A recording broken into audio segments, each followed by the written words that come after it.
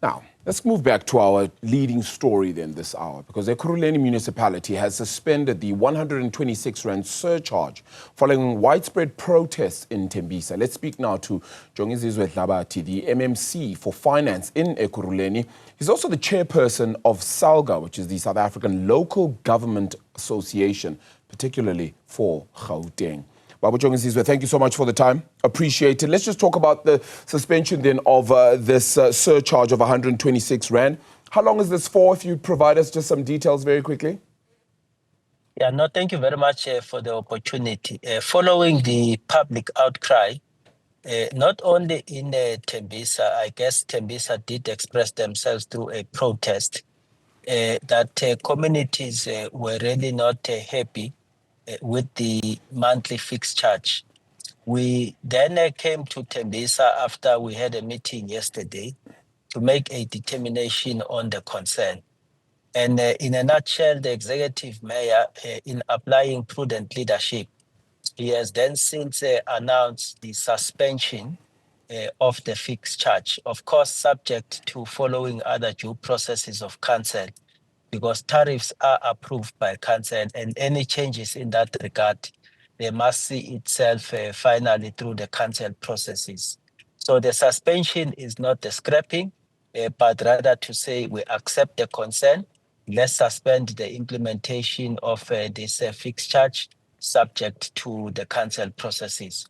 We will be going to the mayoral committee on Wednesday, after which we will go to plan for the council meeting, which is going to take place next week, Thursday. And we are hopeful that we will find a lasting solution into this matter. Is that to say then that it is suspended until, at the very least, at the earliest, next week, Thursday?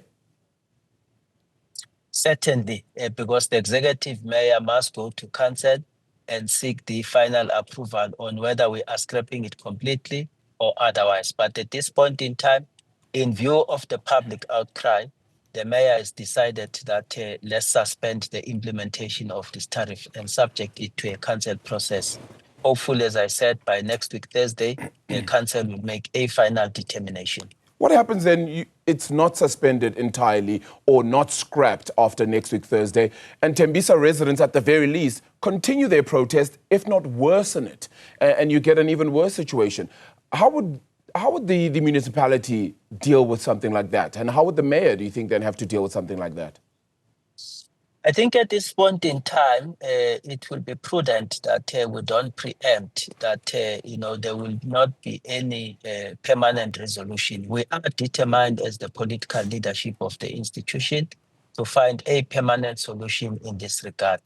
And part of what we'll be doing, we will continue to engage with some of the relevant stakeholders into this matter. But as I said, let's allow the due process of council to take its course.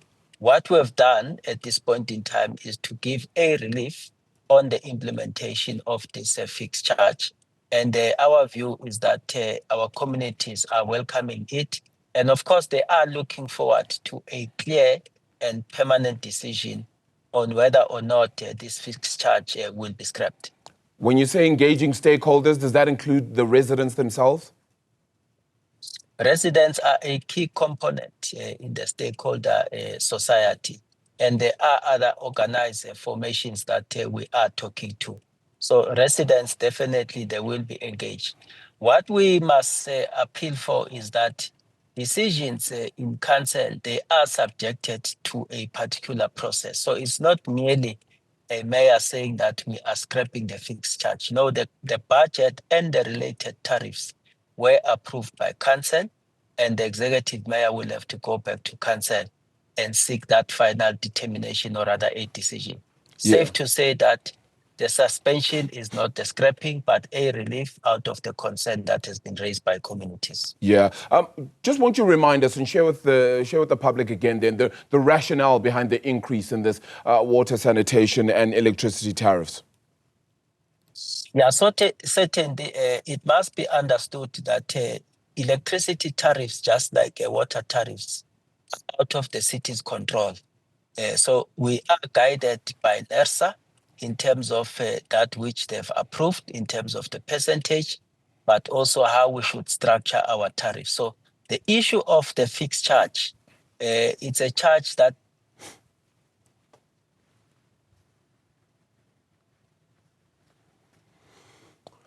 it is unfortunate, of course, that we may lose connection in this regard because we believe that the MMC is indeed traveling at this point in time. So we're hoping that this will continue to actually come forward, and we're hoping to actually continue to see this interview move forward as well then. That is the Ekurhuleni Finance MMC. Just seeking a few answers here with regards to the rationale behind the increase in those tariffs, because Tembisa residents have, as he's showing you with our pictures and our images there, indeed went to the streets then to protest their dissatisfaction and their unhappiness at the increase, saying that this is just costing them too much at this point. I believe we do have the Finance MMC for Ekurhuleni back on the line then, Mr. Jongizizwe Dlabathi there. MMC, we unfortunately did lose you there just for a moment, but you were sharing with us the rationale behind the increase then in these tariffs.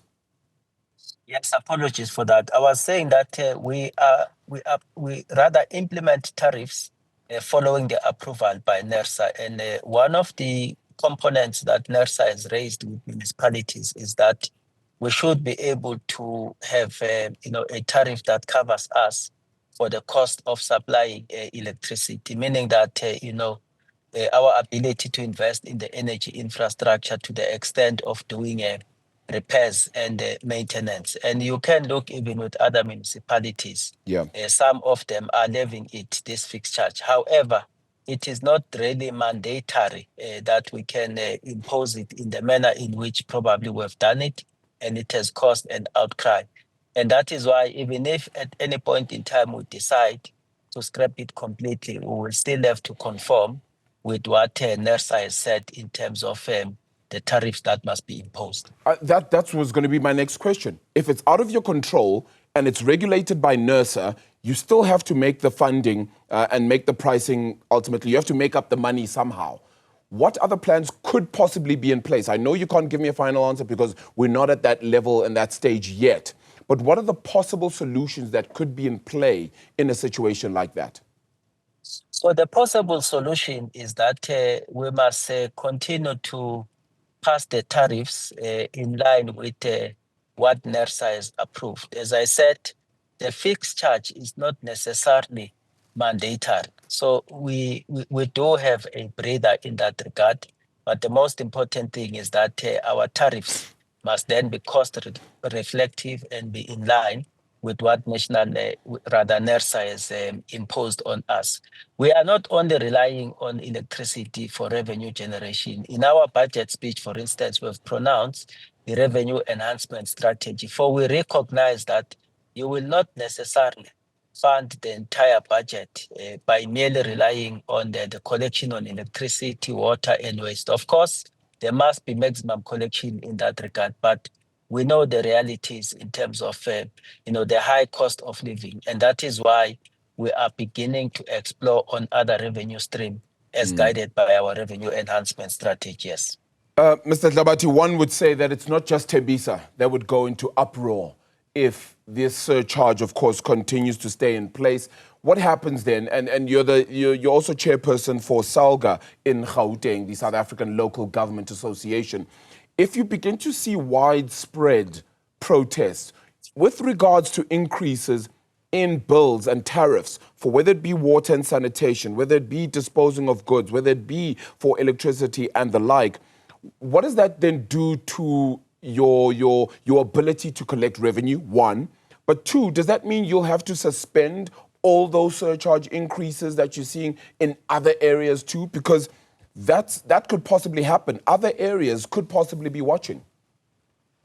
Yeah, remember that the budget process is such that municipalities must engage communities on the IDP as well as the tariffs and the related policies. It could be that in some of the areas, probably there is a better appreciation. And it could be that in some of the areas, communities are not responding the same. So it is not a straight line type of a decision. And that is why in our own case in Ekurhuleni, it's new. It has not been done before. And we are then seized with it now. As I said, we've suspended, and we will be engaging with the administration. So despite What the is urgency, important, I'm sorry, MMC, I've actually just run out of time, but I'm so sorry. I'm going to just ask you, so just for the urgency of understanding this for the community, for Tembisa and the like, so ultimately, just to draw a line underneath this, we're only going to hear a response in this regard after next week, Thursday. Is that correct? No, that is correct. As I said, because any final decision must be subjected to council, because it is the council that has actually passed the tariffs. All I said is that the mayor is suspending, subjecting the entire process to council. And this is not only applicable in Tembisa, it is applicable in the city of Ekurhuleni as a whole. It's just that in Tembisa, communities probably would have expressed themselves through a protest. But any decision that we are going to take, it will be a decision that is applicable in the entire city. 10 days. That is ultimately when we'll hopefully get some sort of response in this regard and a requirement for clarity then. 10 days is the suspension at the very least for those tariff hikes then out of Tembisa as well as Ekurhuleni as a whole. That's according to the Ekurhuleni Finance MMC and Gauteng Salga chairperson. Thank you so much for the time there. Jongizizwe Dlabathi there having joined us on the line for that conversation.